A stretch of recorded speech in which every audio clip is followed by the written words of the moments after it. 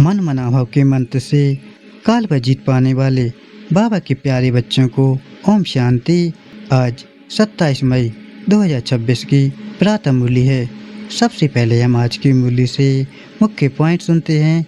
आज प्यारे बाबा ने कहा है, कालों का काल बाबा आया है तुम्हें काल पर जीत प्राप्त कराने। मन मनाभाव के मंत्र से ही तुम काल पर जीत पाएंगे।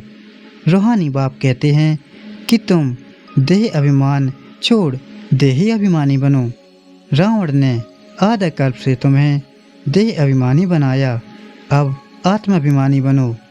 यह रूहानी ज्ञान सुप्रीम रूह ही तुम्हें देता है और कोई दे नहीं सकता। बाबा ने कहा, स्वयं को सत्व प्रधान बनाने के लिए एक बाप को याद करना है, आत्माभिमानी बनने का पूरा पुरुषार्थ करना है। काल पर विजय पाने के लिए बाप की शिक्षा को ध्यान पर रखना है।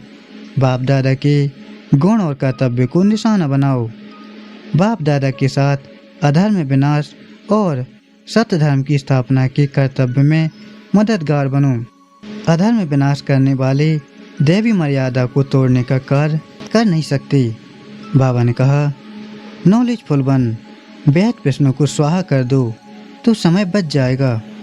कोई भी संकल्प आए तो ऊपर देखकर स्वयं निसंकल्प होकर चलते जाओ।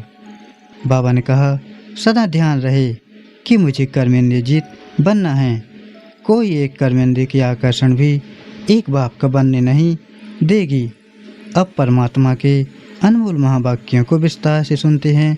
ओम शांति। आज 27 मई 2026 की प्रातः मूल्य है। आज प्यारे बाबा ने कहा है, मीठे बच्चे, कालों का काल बाबा आया है तुम्हें काल पर जीत प्राप्त कराने। मन मनाभाव के मंत्र से ही तुम काल पर जीत पाएंगे। आज का प्रश्न है, रूहानी बाप तुम रूहानी यात्रियों को कौन सी एक विशेष शिक्षा देते हैं? उत्तर में बाबा ने कहा, हे रूहानी यात्री, तुम देह अभिमान छोड़ देही अभिमानी बनो। रावण ने आधा कल्प से तुम्हें देह अभिमानी बनाया, अब आत्माभिमानी बनो। यह रूहानी ज्ञान सुप्रीम रूह ही तुम्हें देता और कोई दे नहीं सकता। आज का गीत है ओम नमो शिवाय। ओम शांति। बच्चों ने अपने बाप की महिमा सुनी, गाया भी जाता है ऊंच ऊंच भगवान। वह है सब बच्चों का बाप, बाकी जो भी हैं आपस में सब बेदर्श हैं और सबका बाप भी एक है, वह है शिव बाबा। बाप ने समझाया है, हे बच्चों, भक्ति मार्ग में तुमको दो बाप हैं, लौकिक बाप और पारलौकिक बाप। रचयिता से रचना को वर्षा मिलता है, वह है हद का वर्षा, यह है बेहद का वर्षा। बेहद का बाप तो एक ही है, जिससे बेहद का वर्षा मिलता है, वह है निराकार। उसका नाम है परम पिता परमात्मा शिव। कहते भी हैं शिव परमात्माय नमः। वह है ऊंचते ऊंच। तुम्हारी बुद्धि चली जाती है निराकार बाप की तरफ। वह रहते हैं परम धाम में, जहाँ से तुम आत्माएं आती हो, बाप भी वहाँ ही रहते हैं। वह है ही सर्व का सद्गति करने वाला। उसमें भी भारत परम पिता परमात्मा का बर्थ प्लेस है। शिव जयंती भी यहाँ मनाते हैं। उस रूहानी बाप को ही ज्ञान का सागर, पतित पावन, लिबरेटर, गाइड कहा जाता है। वही दुख हरता सुख करता है, यह भारतवासी जानते हैं। यह दुख धाम है, भारत ही सुख धाम था। बाप बच्चों को बैठ समझाते हैं, हे भारतवासी, तुम विश्व के मालिक थे, जबकि तुम्हारा आदि सनातन देवी देवता धर्म था। देवी देवता धर्म श्रेष्ठ कर्म श्रेष्ठ थे। अब यह धर्म भ्रष्ट कर्म भ्रष्ट बन गए हैं, अपने को पावन देवता कहला नहीं सकते। कलयुग अंत तक भक्ति मार्ग चलता है, इसमें ज्ञान होता नहीं। ज्ञान से होती है सद्गति। सर्व का सद्गति दाता बाप जब तक न आए तब तक सद्गति हो न सके। बाप कहते हैं, मैं कल्प के संगम युग पर आता हूँ। इस समय है ही पतित दुनिया, पावन एक भी होता नहीं। बल सन्यासी पवित्र बनते हैं, परंतु फिर उनको पुनः जन्म तो यहाँ ही लेना है। विश्व से जन्म लेना पड़े, वापस जाने का है नहीं।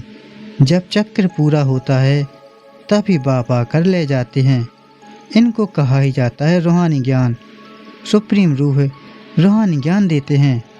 सुप्रीम रूह ही ज्ञान का सागर पतित पावन है। बाकी शास्त्रों का ज्ञान तो है भक्ति मार्ग। बाप कहते हैं यज्ञ तप त्रित आदि करते और ही नीचे गिरते आए हो। तुम पहले सतु प्रधान थे। भारत में प्योरिटी थी तो पीस प्रॉस्पेरिटी भी थी। हेल्थ वेल्थ दोनों थे। आज से 5000 वर्ष पहले की बात है। यह भारत स्वर्ग था। उस समय और कोई धर्म नहीं था। सिर्फ एक ही आदि सनातन देवी देवता धर्म था जो परमपिता परमात्मा ने स्थापन किया। स्वर्ग की स्थापना तो वही करेंगे, मनुष्य तो कर ना सकें। ऐसे तो नहीं कहेंगे श्री कृष्ण रचयिता है। नहीं, रचयिता एक ही निराकार शिव है, बाकी है उनकी रचना। रचयिता से ही रचना को वर्षा मिलता है। बाप समझाते हैं मैं तुम्हारा बेहद का बाप हूँ, तुमको बेहद का वर्षा देता हूँ।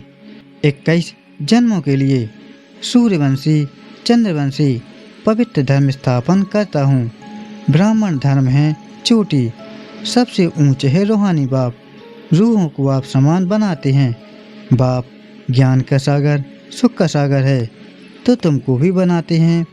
भारत ही सुखधाम था, अभी तो दुखधाम है। बाप कैसे आते हैं यह किसको भी पता नहीं है। सतयुग आदि से कलयुग अंत तक यह सारी हिस्ट्री ज्योग्राफी भारत की है। यह लक्ष्मी नारायण कितने हेल्दी वेल्दी थे, कभी बीमार नहीं पड़ते थे। अभी काल पर विजय पाने की शिक्षा ले रहे हैं। बाप जिन्हें कालों का काल महाकाल कहा जाता है, वह तुमको काल पर विजय पहनाते हैं। नाम भी सुना शिवाय नमः। तुम ऐसे तो नहीं कहेंगे। परमात्मा सर्वव्यापी है, कुत्ते बिल्ली में है। इसको कहा जाता है धर्म की गिलानी। बाप की गिलानी करती हैं। अभी यह है कल्प का संगम समय। इस समय ही विनाश काले विपरीत बुद्धि कहा जाता है। अब विनाश तो सामने खड़ा है। गीता में भी लिखा है यादव कौरव पांडव क्या करत भय। सर्वशास्त्रमयी शिरोमणि श्रीमद् भागवत गीता है। उनसे ही फिर और शास्त्र निकले हैं। तुम जानते हो गीता है डीटी धर्म का शास्त्र। बाप कहते हैं मैं आता हूँ तुमको शूद्र से ब्राह्मण बनाता हूँ, फिर सुदेवी देवता बनाता हूँ, फिर तुम क्षत्रिय वैश्य शूद्र बनते हो। बाप समझाते हैं तुम 84 जन्म कैसे लेते हो। सबसे जास्ती जन्म जरूर वह लेते हैं जो पहले पहले सतयुग में आते हैं। मैक्सिमम 84 जन्म लिए हैं। तुम भारतवासियों ने मिनिमम 1 जन्म। यह भी बाप ही बैठ समझाते हैं। बाप बगैर किसको ज्ञान का सागर नहीं कहा जाता। पतित पावन ज्ञान का सागर कहने से बुद्धि ऊपर चली जाती है। बाप ही सबको लिबरेट कर वापस ले जाते हैं। सर्व का सदगति दाता एक ही बाप है। अच्छा, फिर सर्व की दुर्गति कैसे होती है, कौन करता है। सदगति सतयुग को, दुर्गति कलयुग को कहा जाता है। बाप कहते हैं मैं कल्प कल्प तुम बच्चों को आकर सदगति देता हूँ। तुम बच्चे सारे वर्ल्ड की हिस्ट्री ज्योग्राफी जानते हो। स्कूलों में तो आधी हिस्ट्री ज्योग्राफी सिखाते हैं। सतयुग त्रेता में कौन राज्य करते थे किसको पता नहीं। चित्र तो बरोबर हैं। यह लक्ष्मी नारायण राज्य करते थे। कितना समय वह राजधानी चली तुम बता सकते हो। क्रिश्चियन डिनास्टी 2000 वर्ष चली। बौद्ध डिनास्टी इतना समय चली। इस्लामी उनके आगे फिर चंद्रवंशी थे जो 1250 वर्ष चले। सतयुग त्रेता में सूर्यवंशी चंद्रवंशी ही थे और कोई धर्म नहीं था। तुम ही सूर्यवंशी चंद्रवंशी बनते हो। अब फिर से बने हो ब्राह्मण वंशी। यह सारा नाटक भारत पर ही बना है। भारत ही हेल और हेवन बनता है और धर्म वालों के लिए कहेंगे वह तो हेवन में होते ही नहीं। कोई मरता है तो कहते हैं स्वर्गवासी हुआ, परंतु समझते नहीं नरकवासियों को तो नरक में ही जन्म लेना पड़े, स्वर्गवासी स्वर्ग में ही पुनः जन्म लेंगे। तुम बच्चे समझते हो, यह लक्ष्मी नारायण स्वर्गवासी थे, उन्होंने यह राजधानी कैसे पाई? लाखों वर्ष की बात तो यह रह न सके।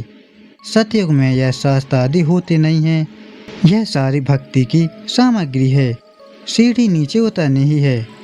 सतो प्रधान से सतो रजो तमो में यह सीढ़ी उतरने में 5000 वर्ष लगते हैं। सतयुग में 16 कला संपूर्ण, फिर त्रेता में 2 कला कम। आत्मा में चांदी की खाद पड़ी है, कॉपर एज में आए तो कॉपर की अलाय पड़ी। इस समय बिल्कुल ही तमो प्रधान है, आत्मा में ही खाद पड़ती है। तुम ही पूरे 84 जन्म लेते हो। यह रूहानी बाप शिव बाबा आकर रूहानी बच्चों को समझाते हैं, तुमको अब आत्माभिमानी बनना है। रावण की प्रविष्टता होने से सब देह अभिमानी बन जाते हैं। अब अपने को आत्मा समझना है। हम ही 84 जन्म ले भिन्न भिन्न पार्ट बजाते आए हैं। अब 84 का चक्र पूरा हुआ। अब तो शरीर भी जड़ जड़ीभूत हो गया है। द्वापर से रावण राज्य होता है, सतयुग में है राम राज। सतयुग में तुम आत्माभिमानी थे, द्वापर कलयुग में तुम देह अभिमानी बन जाते हो। ना आत्मा को ना परमात्मा को जानते हो। बाप समझाते हैं, आत्मा एक स्टार है, भ्रुकुटी के बीच चमकता है अजब सितारा। उनको सिवाय दिव्य दृष्टि के देखा नहीं जा सकता है, वह बिल्कुल ही सूक्ष्म है। आत्मा ही एक शरीर छोड़ दूसरा लेती है। हम आत्मा ने 84 जन्म लिए हैं। परम पिता परमात्मा भी बिंदी है, उनको ही ज्ञान का सागर पतित पावन नॉलेजफुल कहा जाता है। परम पिता परमात्मा में सृष्टि के आदि मध्य अंत का ज्ञान है। बीज रूप होने के कारण उनको सत चित आनंद स्वरूप कहा जाता है। बाप में जो ज्ञान है वह जरूर सुनाना पड़े। यह है स्पिरिचुअल नॉलेज। सब रूहों को बाप आकर रूहों को पढ़ाते हैं। तुमको आत्माभिमानी बनना है, शिव बाबा हमको पढ़ाते हैं, वही नॉलेजफुल है। बाबा ही आकर स्वर्ग की रचना रचते हैं, तुमको स्वर्ग का लायक बनाते हैं। यह सृष्टि चक्र का राज कोई मनुष्य नहीं जानते। बाप को ही ना जानने के कारण भारत का यह हाल हुआ है। भारत में प्योरिटी थी तो पीस प्रॉस्पेरिटी थी, अभी तो है ही नरक, फिर कोई स्वर्ग में जा कैसे सकते? बिल्कुल ही पत्थर बुद्धि हो गए हैं। बाप कहते हैं, मैं बच्चों के लिए कोई तो सौगात ले आऊँगा, तुमको स्वर्ग का मालिक बनाता हूँ। जिन्होंने कल्प पहले वर्षा लिया है वही अब लेंगे, मनुष्य से देवता बनेंगे। वास्तव में प्रजापिता ब्रह्मा के तो सब बच्चे हैं। अब ब्रह्मा द्वारा शिव बाबा रचना रच रहे हैं। ब्रह्मा कुमार कुमारी बनते जाते हैं। शिव बाबा से वर्षा लेने के लिए पुरुषार्थ करना है। तमो प्रधान से सतो प्रधान बनना है। बाप कहते हैं, बच्चों मुझे याद करो तो तुम्हारे सब विकर्म विनाश होंगे। यह स्पिरिचुअल नॉलेज सिवाय बाप के और कोई दे नहीं सकता। रूहानी बाप ही रूहों को नॉलेज देते हैं। तुम रूहानी यात्रा करते हो, देह अभिमान को छोड़ देही अभिमानी बनते हो। आत्मा अविनाशी है, आत्मा में ही पार्ट भरा हुआ है। आत्मा कैसे 84 जन्मों का पार्ट बजाती है। अब मालूम पड़ा है, हम सूर्यवंशी थे, फिर चंद्रवंशी बने, फिर हमको सूर्यवंशी बनना है। अभी बाप सतो प्रधान बनने की शिक्षा देते हैं। माँ में कम याद करो। भगवान वाच, गीता का भगवान शिव बाबा है, ना कि श्री कृष्ण। श्री कृष्ण की आत्मा भी अब सीख रही है। अच्छा, मीठी मीठी सी खिलाड़ी बच्चों प्रति माता पिता बाप दादा का याद प्यार और गुड मॉर्निंग। रूहानी बाप की रूहानी बच्चों को नमस्ते। हम रूहानी बच्चों की रूहानी माता पिता बाप दादा को याद प्यार गुड मॉर्निंग और नमस्ते। शुक्रिया बाबा, आपका पद्मों पद्म गुना शुक्रिया। आज धारणा के लिए मुख्य सार है, पहला है रूहानी यात्रा करनी और करानी है। स्वयं को सतो प्रधान बनाने के लिए एक बाप को याद करना है। आत्माभिमानी बनने का पूरा पुरुषार्थ करना है। दूसरा है काल पर विजय पाने के लिए बाप की शिक्षा को ध्यान पर रखना है। अपने को रूह समझ रूहों को ज्ञान देना है। आज का दिव्य वरदान है बाप दादा के कर्तव्य को अपना निशाना बनाने वाले मास्टर मर्यादा पुरुषोत्तम भव। कहा जाता है अपनी घोट तो नशा चढ़े। दूसरे की कमाई में कभी भी आंख नहीं जानी चाहिए। दूसरे के नशे को निशाना बनाने के बजाय बाप दादा के गुण और कर्तव्य को निशाना बनाओ। बाप दादा के साथ अधर्म विनाश और सत्य धर्म की स्थापना के कर्तव्य में मददगार बनो। अधर्म विनाश करने वाले अधर्म का कार्य व दैवी मर्यादा को तोड़ने का कार्य कर नहीं सकते। वे मास्टर मर्यादा पुरुषोत्तम होते हैं। आज का स्लोगन है नॉलेजफुल बन। व्यर्थ प्रश्नों को स्वाहा कर दो तो समय बच जाएगा। आज मातेश्वरी जी के अनमोल महावाक्य हैं, जिसका साथी है भगवान उसको क्या रोकेगा आंधी और तूफान। देखो यह गीत सिद्ध करता है कि आत्मा और परमात्मा दो चीज़ हैं। ना ईश्वर सर्वव्यापी है, क्योंकि जिसका साथी है ईश्वर वो हाजिर होते हुए फिर भी सृष्टि में इतना दुख क्यों? मनुष्य इतने कंगाल मोहताज क्यों? परमात्मा तो सुख स्वरूप है, तो सर्वव्यापी परमात्मा कहना गोया परमात्मा की इंसल्ट करना है। भगवान के हाजिर होते दुनिया सुख स्वरूप होनी चाहिए, वह दुख रूप। फिर परमात्मा को पुकारने की दरकार क्यों? तो इस समय माया सर्वव्यापी है, ना कि परमात्मा हाजिर है। परमात्मा सिर्फ एक बार संगम पर आता है, तब उनको हाजिर नाजिर कह सकते हैं। बाकी उनकी याद सबके दिलों में जरूर व्यापक है। शरीर को चलाने वाली शक्ति तो हर एक में भिन्न भिन्न संस्कार वाली आत्मा है, ना कि परमात्मा है। अब विचार करना है कि परमात्मा का साथ क्यों लिया है इस माया के आंधी और तूफान से पार होने के लिए।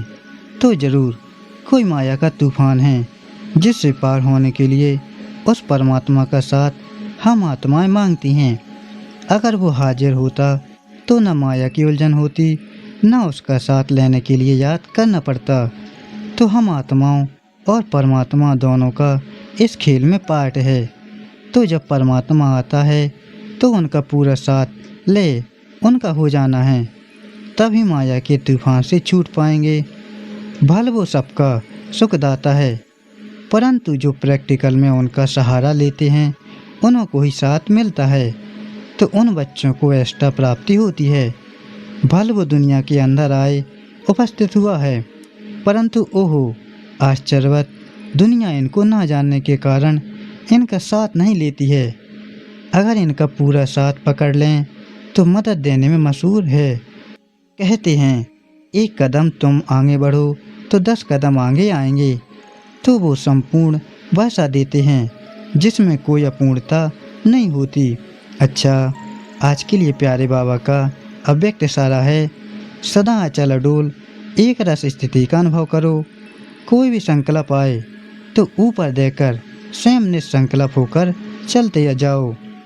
विचार देना, इशारा देना, यह दूसरी बात है। हलचल में आना, यह दूसरी बात है। तो सदा एक रस संकल्प दिया और निसंकल्प बने। सदा ध्यान रहे कि मुझे कर्मेंद्रिय जीत बनना है।